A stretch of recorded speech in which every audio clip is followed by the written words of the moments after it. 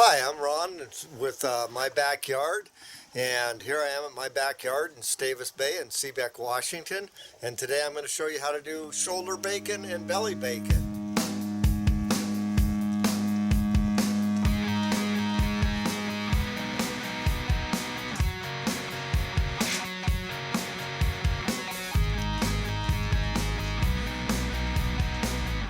Alright, so I've got your basic pork shoulder, also called Boston butt. I'll be showing you how to break that down. I've also got a chunk of pork belly, so we're going to be doing both those. Slightly different process on the two of them. So that's the main ingredients. And then we've got cracked black pepper. We've got some cure number 1, white sugar, brown sugar, and some kosher salt, and your beverage of choice. Also, we need some molasses and some real maple syrup. The difference between belly and shoulder bacon, the shoulder bacon is going to be overall a much leaner cut, and it's going to be wider pieces. That's really the primary difference. Slight difference in flavor with it being leaner on the belly versus the shoulder. The shoulder is generally cheaper to buy than pork bellies are. You can generally get boneless shoulders for about $1.60 a pound. Pork bellies run between $1.89 and $3.89 a pound, depending on where you catch them on sale. We're going to mix our dry ingredients first. Okay, for the dry mix, we use 2/3 cup of kosher salt and 1/2 cup of white sugar and 1/2 cup of brown sugar per 5 to 8 pounds of meat. So it doesn't really matter how much meat you've got. Just mix up plenty of the dry brine in advance. You don't want to run out of brine halfway through. The ratios are the important parts. The kosher salt to the salt and sugar, that's the important part. So I'm doing about 40 pounds today. So that's our kosher salt. When you're measuring the brown sugar for this, we want it packed.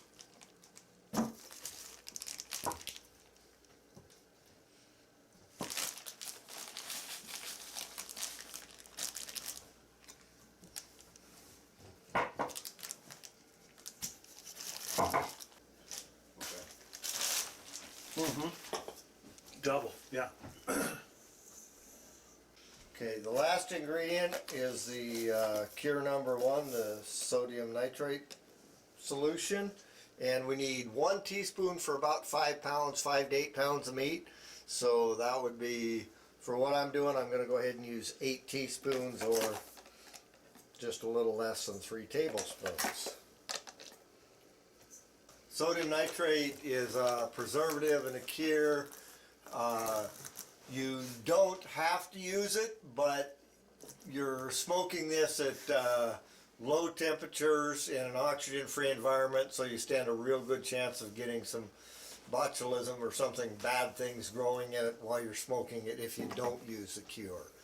If you go to the grocery store and buy what they call nitrate-free bacon or nitrate-free bacon, if you read the fine print, you're going to find that they actually use nitrates in it. They just use it, they get it from carrot juice rather than this. So all bacon, even though it says nitrate-free, it's got nitrates in it.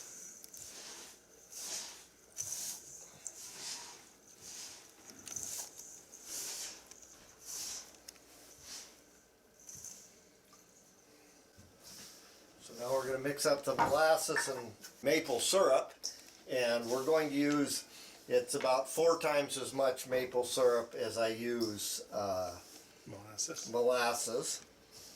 And this is really messy, so I always make sure I mix up lots of this so I don't have to do it again halfway through. It helps cure it, and it also helps the brine solution adhere to the meat. You'll get just a hint of maple in this, not a strong maple flavor. but it gives you a very kind of candy bacon flavor. The next thing we're going to do is prep the meat. These pork bellies here, this is what this is. I'm able to buy them at the store in these nice small packages, and they're already rind off and everything else. The rind is just the skin, and this is off, so it's ready to go. All I have to do with this piece is put my put the rub on it, which I'll do in a minute. So not much preparing the pork belly. A lot more involved in doing the pork butt.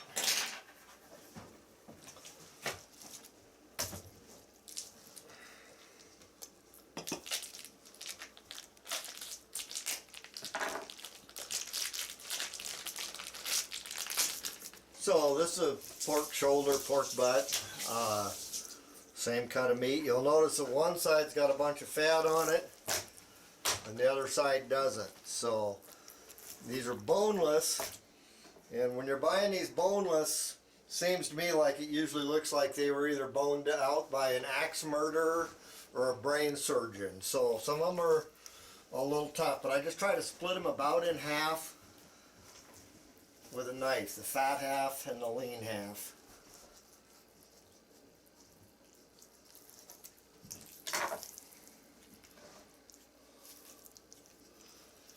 This is actually not too bad of a looking of piece.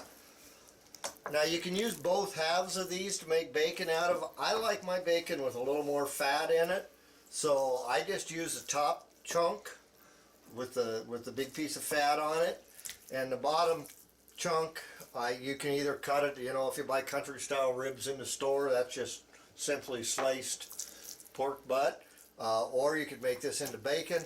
I save it for my sausage making. I make a lot of sausage, and this is one of my main ingredients, so I save the bottom part for that. So you can see on these pieces how some of the chunks are kind of falling off. That's a bit of the axe murderer effect I was talking about earlier. So just grab some chunks of butcher's twine here. We'll lightly truss those loose pieces onto the rest of the belly.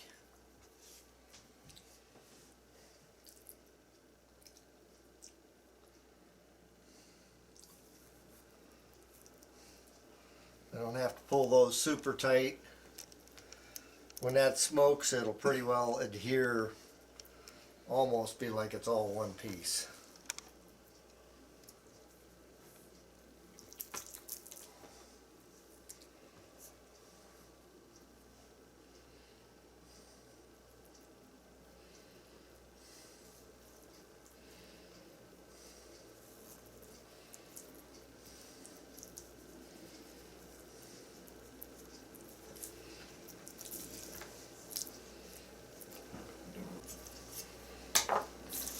Okay, so that's one that's trussed up and be ready for the Looking good.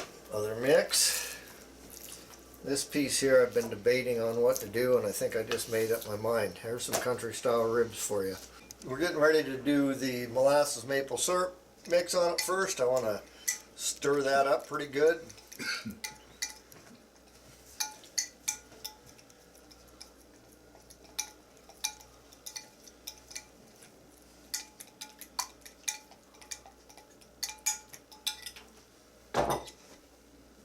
Alright, this is pretty darn messy, so I use these cheap aluminum roasting pans are great.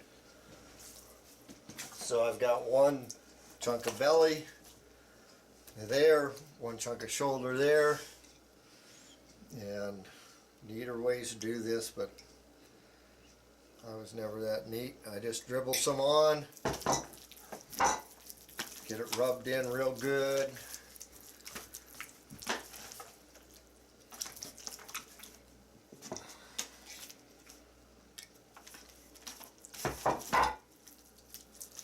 All the sides, all the ends.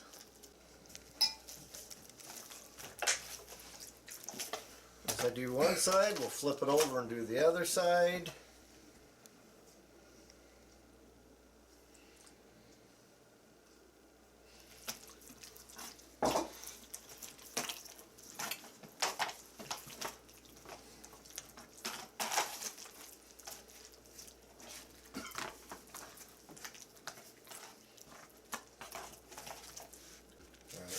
So now I've got the cracked black pepper. I know a lot of you might not like peppered bacon, but this, most of this will wash off when I do my final rinse.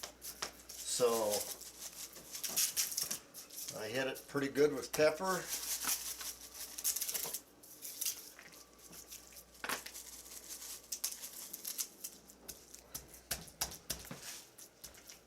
Get it on the front and back pretty good.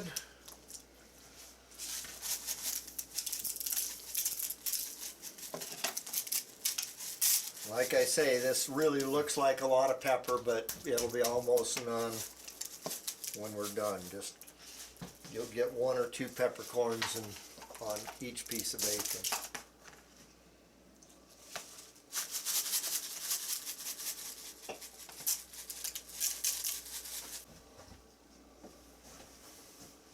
Now we'll go with our salt, sugar, cure mix.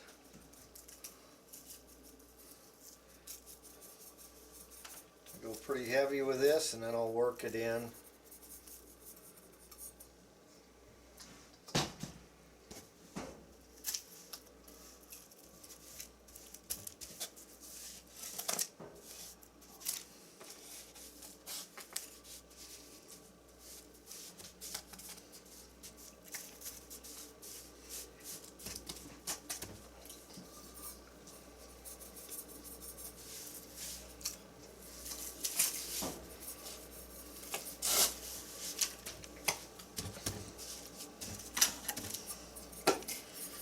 Once again, with the salt mix here, we want to make sure we get the ends and the sides good. So.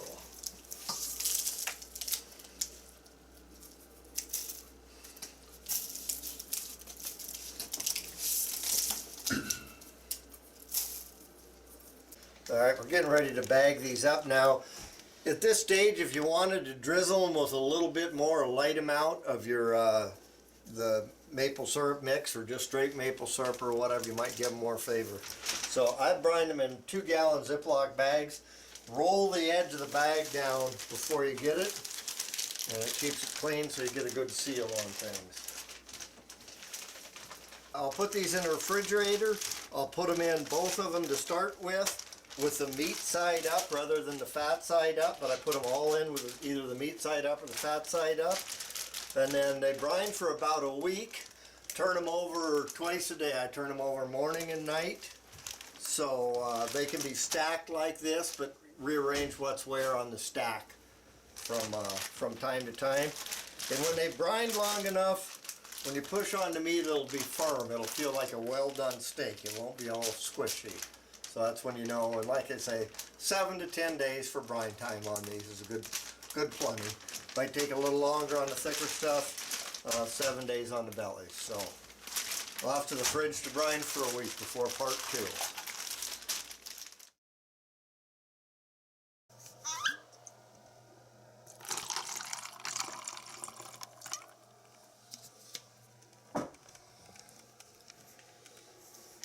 Okay, we've had our bacon brining for about a week now in a 2-gallon Ziploc bag. You can see there's a lot of moisture in it. If I press down on it, it's nice and firm to touch, just like I told you, like kind of like a well done steak would be. So now we're going to rinse it off and pat it dry and get it ready to smoke. Rinse it fairly well. I mean, it doesn't have to be super scrubbed, but I told you earlier that a lot of the pepper would come off of it as I was rinsing it. So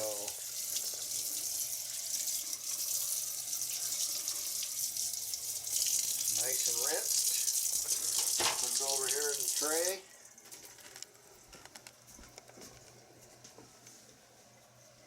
Take some paper towels. We're just going to pat it good and dry for now.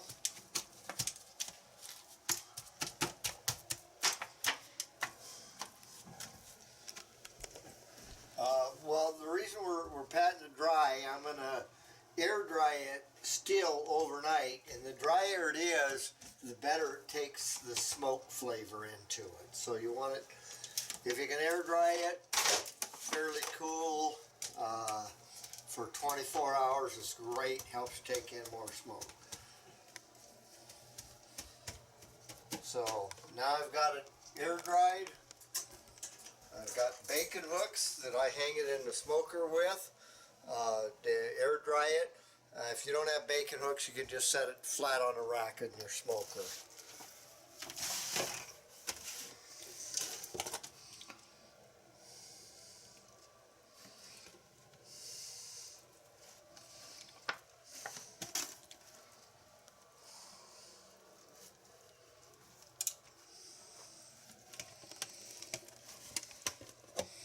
Alright, so now it's ready to air dry in the smoker overnight, and we'll get it smoking first thing in the morning.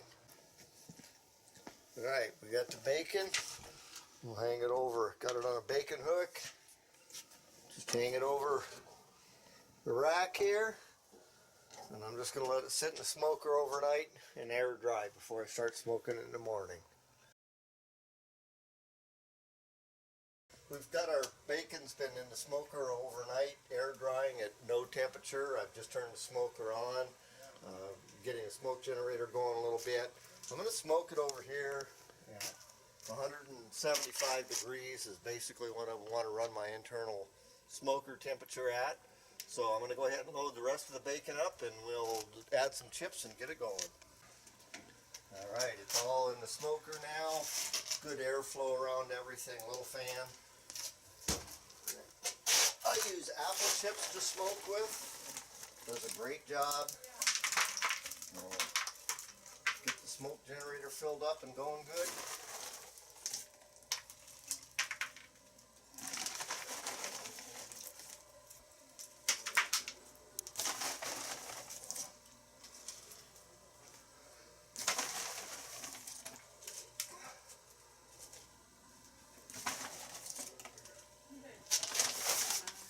So in that little hopper you had charcoal? Yep, I use charcoal to start my smoke generator. I'm not sure how your smoker is going to work. I just put a lid on it. If we open up the smoker, we can see the smoke coming out there. So I get good smoke on things, and I'm going to smoke it until I get an internal temperature on the slabs in there of about 145 to 150 degrees. That makes it a fully cooked product. I can eat it raw. It doesn't render the fat out of it as it's smoking, doing it at that temperature, so it ends up with a really nice finished product. So the bacon's been in the smoker about 7.5 hours now at 175 degrees. So check temperature, we should be up to about 145. There's 150. So check one more, 150. So we're calling it done for the day. Take it out, we're going to let it cool down overnight, and we'll slice it first thing in the morning. So we brined the bacon for a week. We let it air dry overnight. We smoked it to an internal temperature of 145 degrees, and so now we're ready to slice some of it.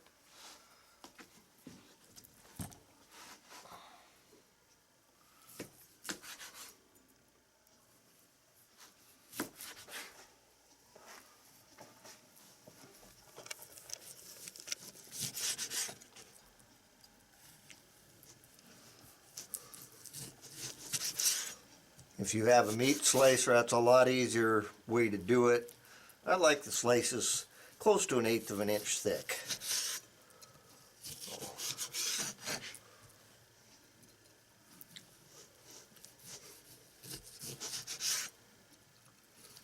I'd say that's good. It smells fantastic. So that's this bacon here is off of a belly.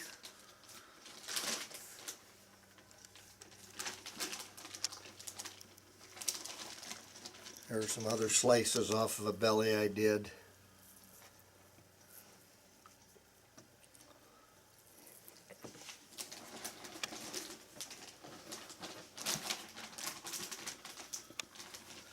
And then here's some slices off of a pork shoulder. You can see that they're thicker, quite a bit leaner.